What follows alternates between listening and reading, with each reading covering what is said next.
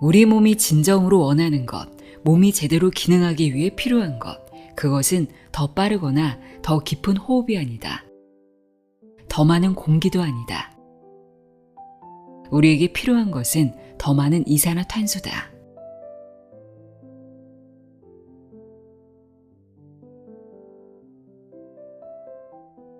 안녕하세요. 나의 소리 책갈피 소리내어 있다입니다. 우리가 하루 평균 25,000번 정도 숨을 쉰다는 사실 알고 계시나요? 우리는 지금 이 순간에도 무의식적으로 호흡하고 있습니다.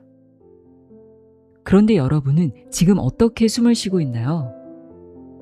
코로 숨을 쉬고 있나요? 아니면 자신도 모르게 입을 살짝 벌린 채 입으로 숨을 쉬고 있나요? 오늘 함께할 책은 올바른 숨쉬기 하나만으로 우리 몸에 어떤 놀라운 변화가 일어나는지를 흥미롭게 풀어낸 책입니다. 제임스 네스터의 호흡의 기술입니다. 저널리스트인 저자는 이 책을 쓰기 위해 무려 10년이라는 시간 동안 호흡의 비밀을 파헤쳤습니다. 뿐만 아니라 호흡 방식에 따라 생리학적 데이터가 어떻게 바뀌는지 직접 확인하고 싶어서 스스로 자학적인 실험까지 감행했는데요. 스탠퍼드 대학교 연구진과 함께 진행한 이 실험에서 저자는 실리콘으로 코를 틀어막은 채 오직 입으로만 열흘 동안 생활하며 몸의 변화를 관찰합니다. 그 결과는 충격적이었습니다. 240시간 동안 입으로만 호흡하자 스트레스 호르몬 수치가 급상승하고 코 속 균이 증가했으며 혈압이 치솟고 심박수 변동성은 곤두박질 쳤습니다. 이 호흡이 얼마나 위험한지 몸소 증명해냈는데요.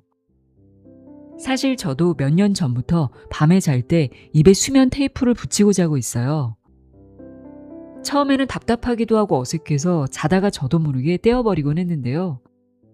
지금은 입 테이프를 붙이는 게 하나의 수면 의식처럼 자리 잡아서 이제는 안 붙이고 자면 오히려 허전해서 잠들기 힘들 정도입니다. 무엇보다 코로만 숨을 쉬면서 수면의 질이 완전히 달라진 걸 체감하고 있습니다.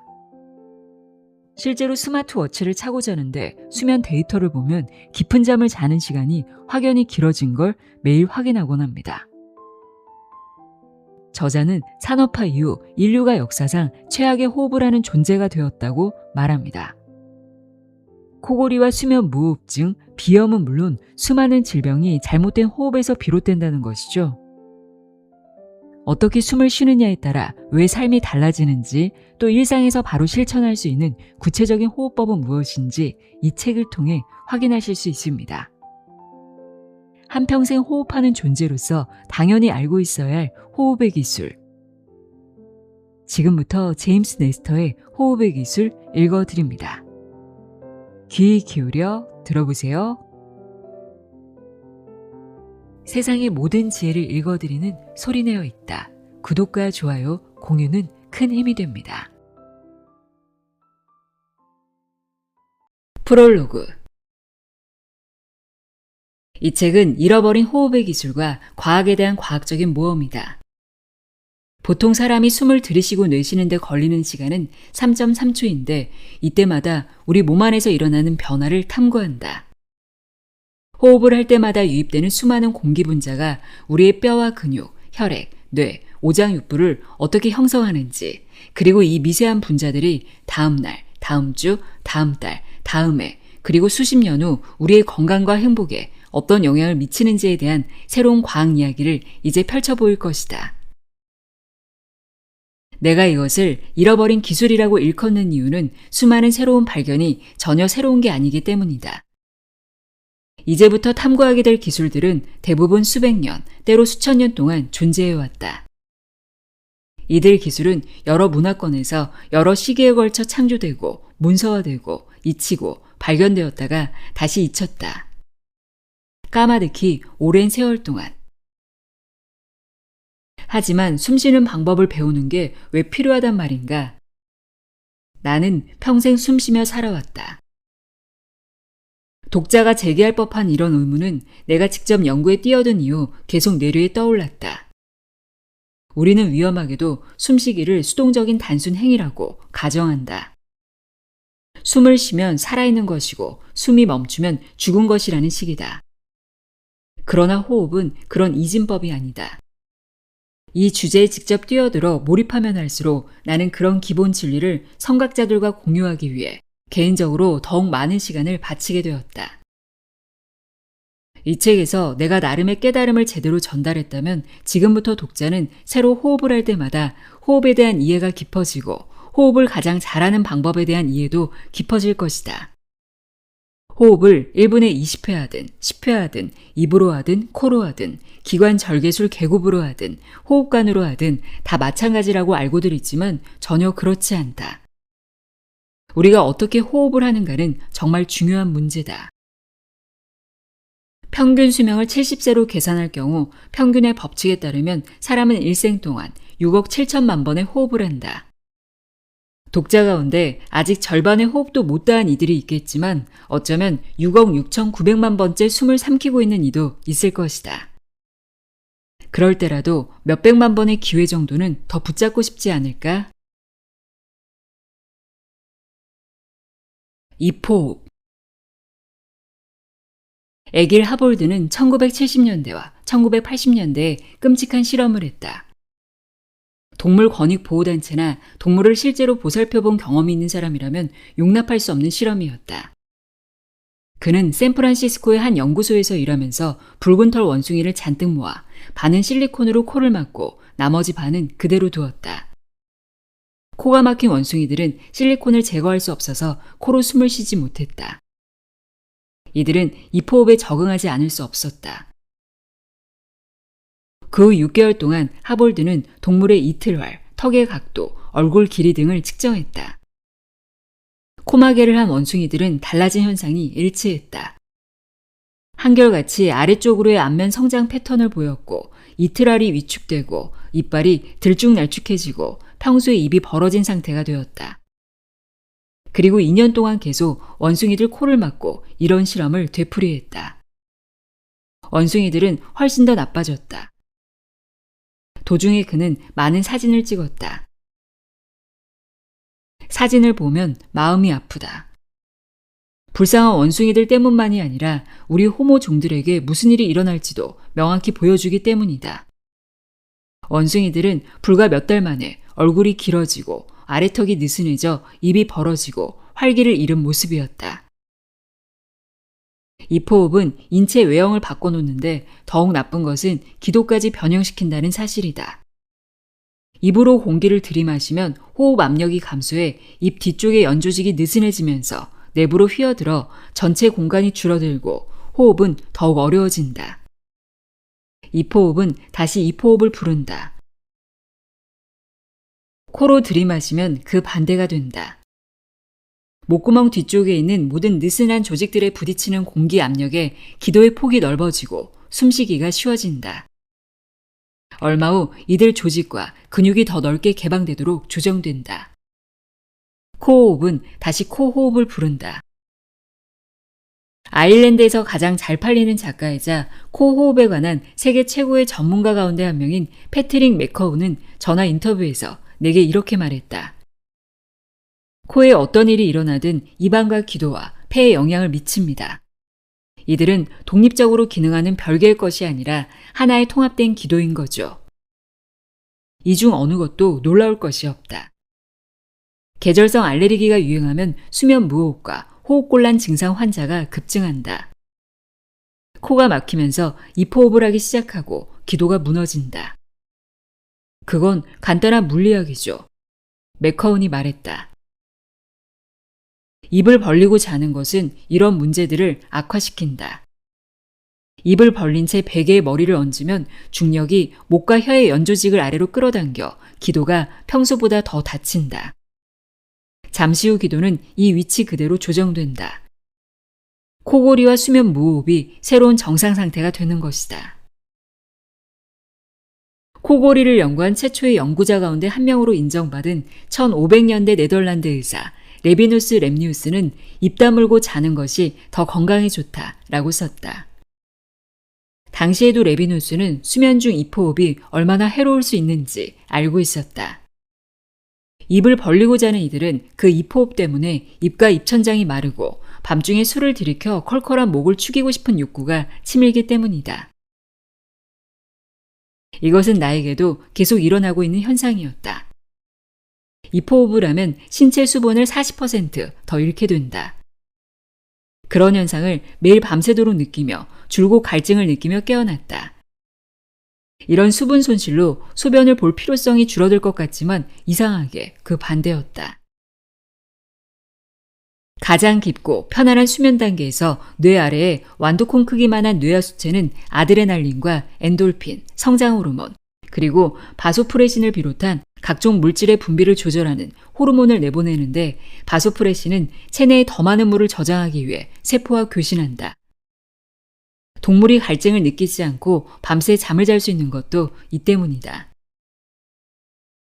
그러나 만성 수면 무호흡을 경험할 때처럼 신체가 충분히 깊은 수면에 들지 못하면 바소프레신이 정상적으로 분비되지 않는다.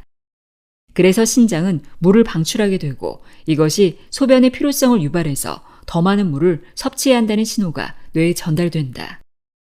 우리는 목이 타고 오줌이 더 마렵게 된다.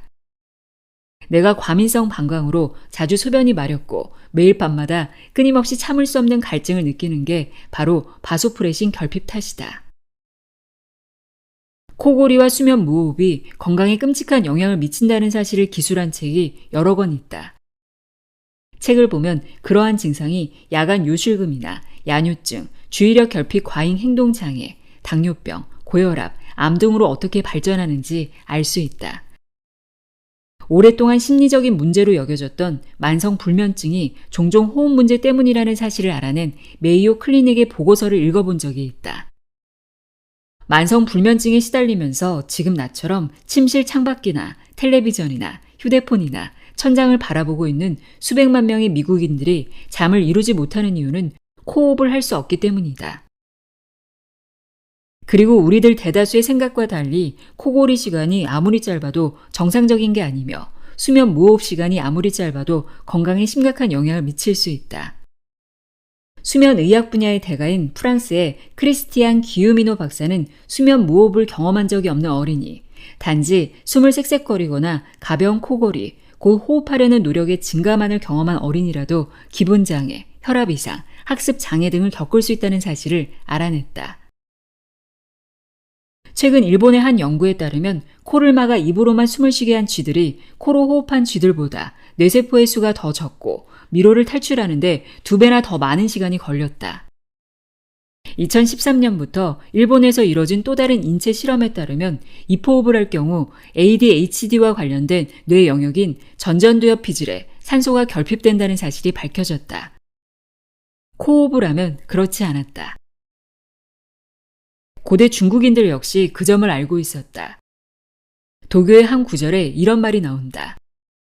입으로 들이쉬는 숨을 니치라고 하는데 이것은 극도로 해로운 것이다. 입으로 숨을 들이쉬지 않도록 조심하라. 코. 마크 버이너 박사는 수십 년 동안 입호흡과 수면의 연관성을 연구해왔고 그것을 주제로 책도 펴낸 사람이다. 입호흡은 치주질환과 입냄새의 원인이자 충치 원인 1위로 설탕 섭취나 식습관 불량, 위생 불량보다 더 큰 피해를 입힌다고 그는 말했다. 버에너는 또 입호흡이 코골이와 수면 무호흡을 일으키는 큰 원인이라는 것을 알아냈다. 그는 자기 환자들에게 밤에 테이프로 입을 봉하라고 권했다. 그는 내게 말했다. 코호흡의 건강상 이점은 부인할 수 없습니다. 많은 이점 가운데 하나는 코 격굴이 산화질소를 크게 증가시킨다는 것이다. 산화질소는 혈액순환을 왕성하게 하고 세포에 산소를 전달하는데 필수적인 구실을 하는 분자다. 면역 기능과 체중, 혈액순환, 기분, 성기능 등은 모두 체내 산화질소의 양에 크게 영향받을 수 있다. 코 호흡만으로도 산화질소를 6배나 증가시킬 수 있는데 이는 우리가 입으로만 호흡하는 것보다 약 18%더 많은 산소를 흡수할 수 있는 이유 중 하나다. 버에너는 입 테이핑이 5세 환자의 ADHD 극복에도 도움이 되었다고 말했다. ADHD의 직접적인 원인이 바로 수면 중 호흡곤란이다. 입 테이핑은 버이너 자신과 아내의 코골이와 호흡 문제를 치료하는 데도 도움이 되었다. 수백 명의 다른 환자들도 비슷한 도움을 받았다고 보고했다. 스탠퍼드 대학 음성 상김센터의 언어 병리학 박사 앤 키어니가 내게 같은 말을 하기 전까지는 그 모든 것이 다소 막연해 보였다. 삼킴 장애와 호흡 장애를 지닌 환자들의 재활을 도왔던 키어니는 입 테이핑의 효과를 장담했다. 키어니 자신도 만성 코 충혈 때문에 여러 해 입호흡을 했다. 귀와 코, 목 전문가들을 찾아다닌 결과 코 안이 조직으로 막혀 있다는 것을 알게 되었다. 전문의는 수술이나 약물 치료로만 코를 뚫을 수 있다고 조언했다. 그녀는 그것 대신 입 테이핑을 시도했다. 첫날 밤 5분을 버티다가 뜯어내 버렸어요. 그녀가 내게 말했다. 둘째 날은 10분 동안 참을 수 있었다. 며칠 후에는 밤새 잠을 잤다. 그리고 6주 만에 코가 뚫렸다. 몸의 다른 부분들과 마찬가지로 코 안도 공기든 뭐든 받아들이는 것에 반응한다. 규칙적으로 사용하지 않는 코는 위축된다. 키어니와 그녀의 많은 환자들, 그리고 많은 일반인들에게 일어난 일이 그것이다. 그러면 코골이와 수면 무호흡이 뒤따르는 경우가 많다. 그러나 코를 계속 사용하면 코안과 목구멍 내부 조직이 유연해지고 열린 상태를 유지하도록 조정된다. 날숨.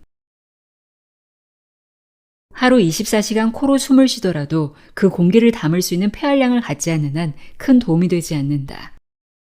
하루 몇 분만 스트레칭을 하며 숨을 쉬어도 폐활량을 늘릴 수 있다. 그 여분의 용량으로 우리는 삶을 확장할 수 있다. 티베트의 5가지 의식이라고 불리는 스트레칭은 책과 도서관, 언어와 시의 연인으로 알려진 작가 피터 켈더를 통해 서양 세계로 그리고 내게로 전해졌다. 켈더는 1939년에 출판한 계시의 눈이라는 얇은 저서에서 이 기술들을 설명했다. 그것을 굳이 읽으려고 한 사람은 거의 없었고 믿는 사람은 더욱 적었다. 켈더의 이야기는 꾸며낸 것일 수도 있고 거짓은 아니더라도 심하게 과장된 것일 수도 있다.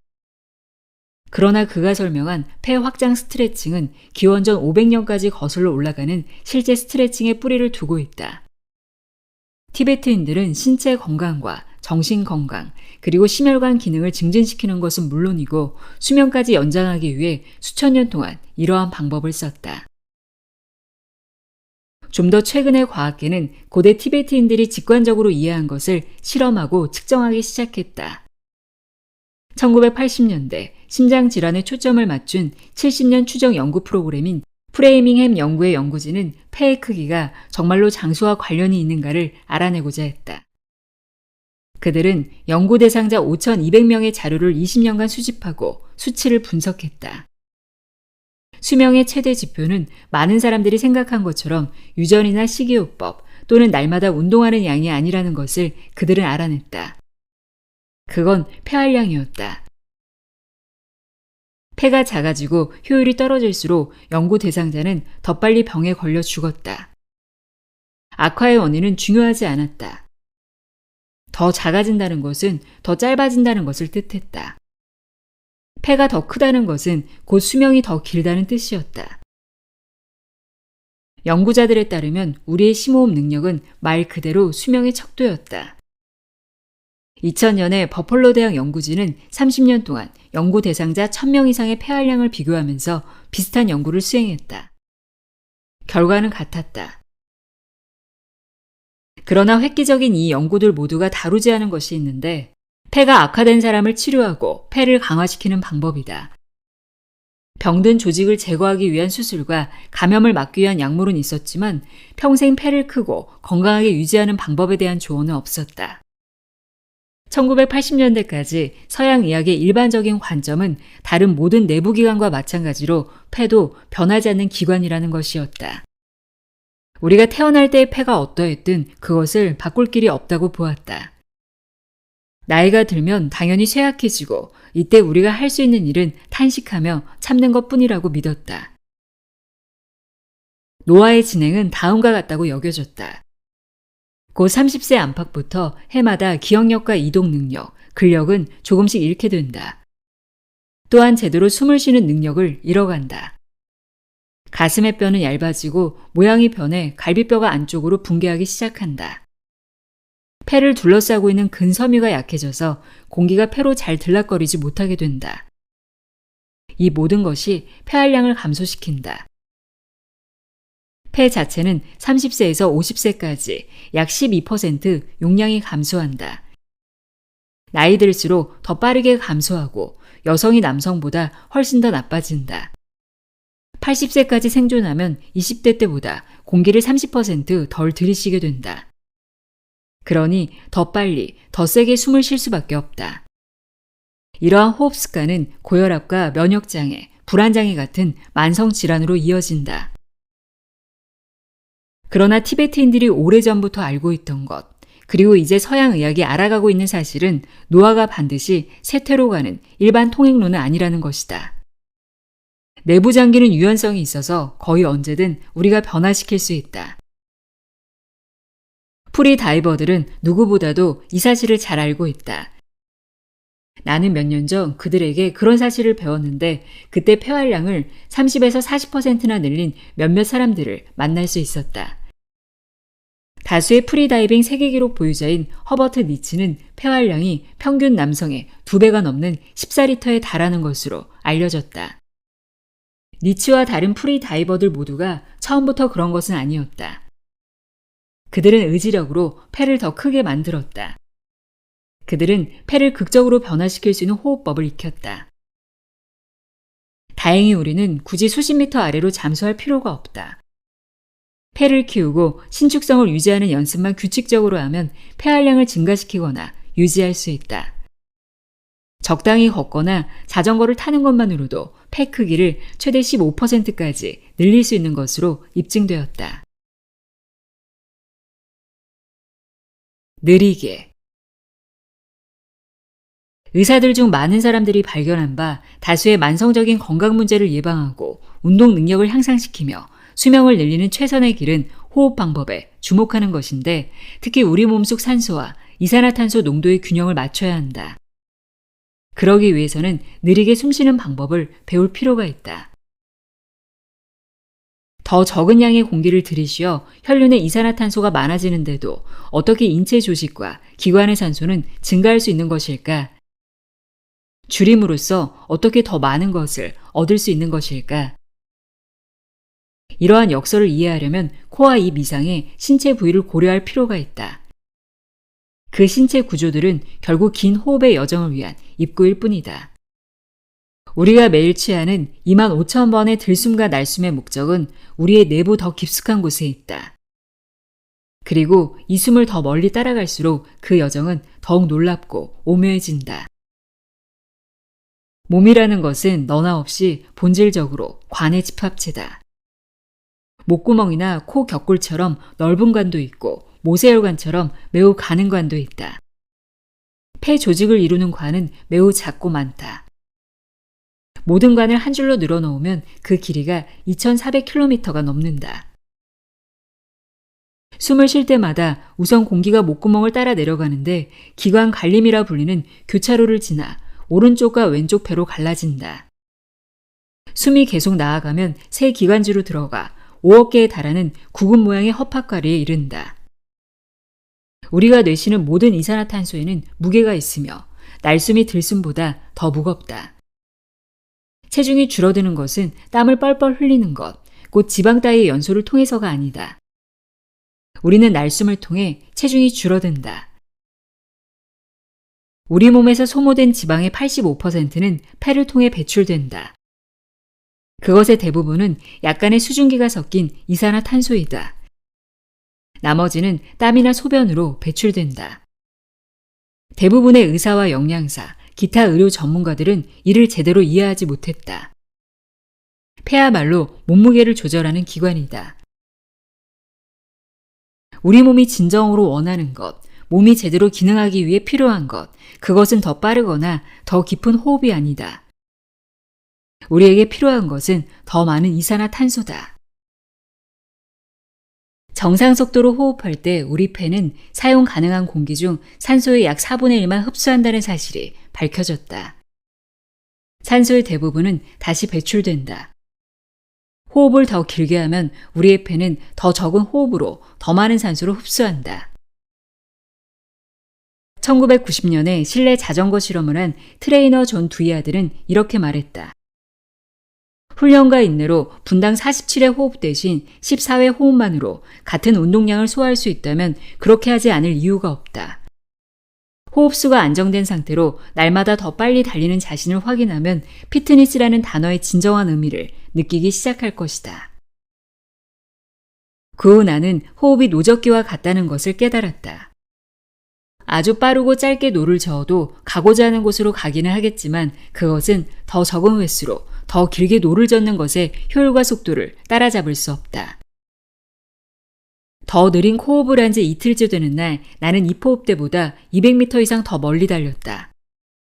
다음번에는 600m 가까이 더 멀리 달렸는데 이것은 2포흡 때보다 5% 더 달린 것이다. 실내 자전거를 5번째 탈 때는 12km 이상을 달렸는데 이것은 지난주보다 1.6km는 더 달린 것이다. 같은 양의 에너지를 사용하면서도 말이다. 이것은 상당히 뜻깊은 성과였다. 아직 두이아드의 사이클 선수들이 보고한 수준까지 이르지는 못했지만 그래도 점점 근접해 가고 있었다. 실내 자전거를 타면서 나는 어려운 호흡을 시도했다. 분당 20회라는 평소의 운동 호흡수를 6회로 떨어뜨리려고 더욱 느리게 호흡하려고 애를 썼다. 나는 즉시 질식과 밀폐 공포를 느꼈다. 1분쯤 지난 후 맥박산소 측정기를 굽어보며 내가 얼마나 많은 산소를 잃어가고 있는지, 내 몸이 얼마나 산소에 굶주렸는지 살펴보았다. 그러나 혈중산소는 줄어들지 않았다. 아주 느린 호흡을 했는데도 나는 다른 사람들이 예상하는 것과 전혀 다른 결과가 나왔다. 내 산소 농도는 오히려 상승했다. 느린 호흡에 관한 결정적인 한마디. 느린 호흡은 곧 기도다. 불교에서 가장 유명한 만트라인 옴만2반 매움을 승려들이 염송할 때 전통적으로 염송 시간은 6초가 걸리고 다시 시작하기 전에 6초 동안 숨을 들이쉰다. 자인화교 등에서 우주의 성스러운 소리를 뜻하는 옴의 전통 염송은 발성하는데 6초가 걸리고 들이쉬면서 약 6초를 쉰다. 쿤달리니 요가 명상에서 가장 잘 알려진 것 중 하나인 산타나마 만트라도 발성에 6초가 걸리고 이어서 6초 동안 숨을 들이쉰다. 그리고 고대 힌두교에는 무드라라고 하는 손과 혀로 하는 자세가 있다. 신체적 영적 건강을 증진하고 질병 극복을 돕기 위한 수련법인 케차리 무드라는 혀가 코 안쪽으로 향하도록 혀를 말아 올려 입천장 안쪽의 부드러운 곳에 혀끝을 대는 것인데 이런 상태에서 6초 동안 깊고 느리게 숨을 들이쉰다. 일본인과 아프리카인, 하와이인, 아메리카 원주민, 불교도, 도교도, 기독교 등의 모든 문화와 종교는 묘하게도 모두가 동일한 호흡 패턴의 동일한 기도 방법을 발전시켜왔다. 이런 방법 모두가 똑같은 안정 효과를 지니고 있는 것으로 보인다. 2001년 이탈리아 파비아 대학의 연구진은 20여 명의 연구 대상자를 모아 혈액 흐름과 심박수, 신경계 피드백을 측정하기 위해 센서를 부착한 후 불교 만트라만이 아니라 라틴어 버전의 아베 마리아 묵주 기도문을 암송하게 했다. 이 묵주 기도는 성직자가 절반, 회중이 절반을 번갈아 암송한다. 연구 대상자들이 1회 암송하는 데 들인 평균 호흡수가 분당 5.5회였는데 이것은 힌두교인과 도교인, 아메리카 원주민의 기도 속도보다 살짝 빠르지만 거의 정확히 일치했다. 이를 알고 모두가 깜짝 놀랐다. 그러나 더욱 놀라운 것은 이런 호흡이 연구 대상자들에게 어떤 영향을 끼쳤는가 하는 점이었다. 그들이 느린 호흡 패턴을 따를 때마다 뇌로 가는 혈류가 증가해 체내 각 계통이 결맞음 상태에 들어갔는데 이때 심장과 혈액순환, 신경계의 기능이 최고 효율로 조정된다. 연구 대상자들이 자발적인 호흡이나 대화로 되돌아가는 순간 그들의 심장은 조금 더 불규칙하게 박동하고 체내 계통의 결맞음이 서서히 무너졌다. 그러나 몇 번 더 느리고 이완된 호흡을 하면 다시 회복되었다. 파비아 실험 10년 후 뉴욕의 유명한 교수 겸 의사인 퍼트리샤 거바그와 리처드 브라운은 불안과 우울증이 있는 환자들에게 기도 없이 동일한 호흡 패턴으로 숨을 쉬게 했다. 이 환자들 중 몇몇은 느리게 호흡하는 것이 어려워서 더 쉽게 바꾸어 각각 3초 동안 들숨과 날숨을 쉬도록 했다. 그리고 좀 더 익숙해지면 더 길게 숨을 들이쉬고 내쉬도록 했다. 들숨과 날숨의 길이가 일치하고 분당 총 호흡수가 일정해졌을 때, 그러니까 5.5초간 들이쉰 다음 5.5초간 내쉬게 되었을 때 호흡 리듬이 가장 효율적인 것으로 나타났다. 이것은 거의 정확히 분당 5.5의 호흡을 한 묵주기도 패턴과 동일했다. 하루에 5분에서 10분만 연습해도 효과가 지대했다. 브라운은 이렇게 말했다. 나는 규칙적인 호흡법 수련을 통해 환자들이 탈바꿈하는 것을 목격했다. 브라운과 거바그는 느린 이 호흡법을 이용해 파괴된 잔해의 파편으로 인해 고통받는 간유리 폐 증상 때문에 만성 기침에 시달리는 몇몇 9.12 생존자들의 폐를 정상으로 회복시켰다. 이 병에 대한 알려진 치료법은 없었는데 환자들은 하루 몇 회씩 느린 호흡을 연습하는 것만으로 불과 2달 만에 유의미한 차도를 보였다. 거바그와 브라운은 책을 펴내는 한편 느린 호흡의 회복력에 관한 과학적 기고문을 여러 편 발표했는데 이 호흡법은 공명호흡 또는 결맞음 호흡으로 알려지게 된다. 이 호흡법은 실제적인 노력이나 시간, 명상 따위를 필요로 하지 않았다. 그리고 언제 어디서든 할 수 있었다. 거바그는 이렇게 썼다. 이것은 전적으로 은밀한 행위다. 그런 호흡을 하고 있어도 아무도 알아차리지 못한다. 여러 가지 면에서 이 공명호흡을 하면 명상을 원치 않는 사람들이라도 명상하는 것과 동일한 혜택을 누렸다. 소파에서 내려오기 싫어하는 사람들을 위한 요가랄까? 종교적이지 않은 사람들도 이 호흡법으로 기도의 힐링 효과를 맛볼 수 있었다. 우리가 분당 5, 6회 숨을 쉬든 0.5초 간격으로 숨을 쉬든 그게 무슨 대수냐고?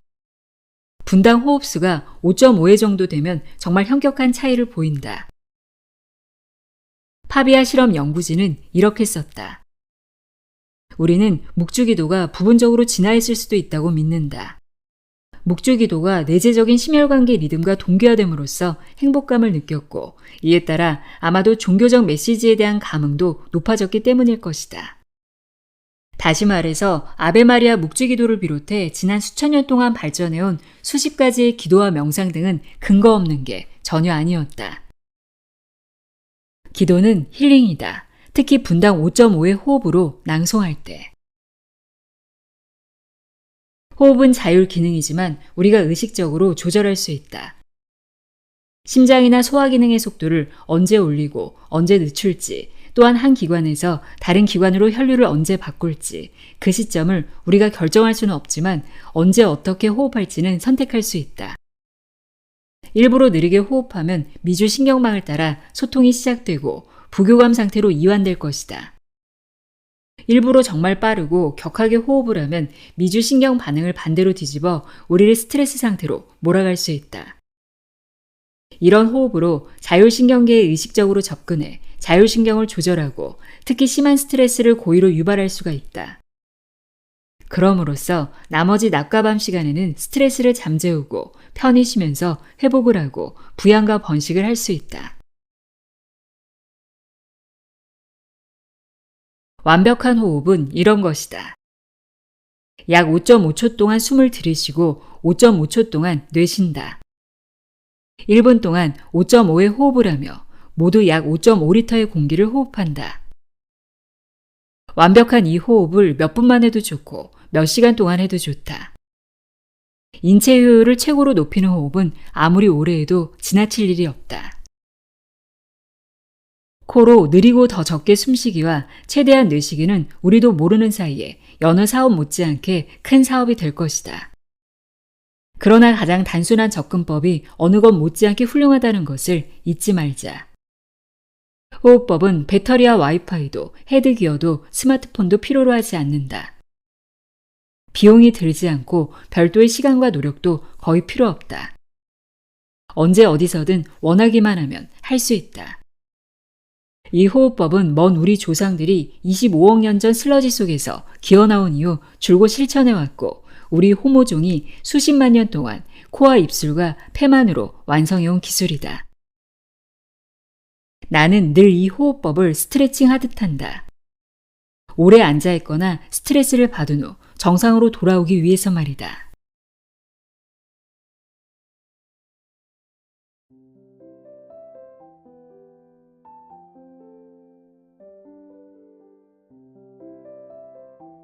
제임스 네스터의 호흡의 기술 읽어드렸습니다.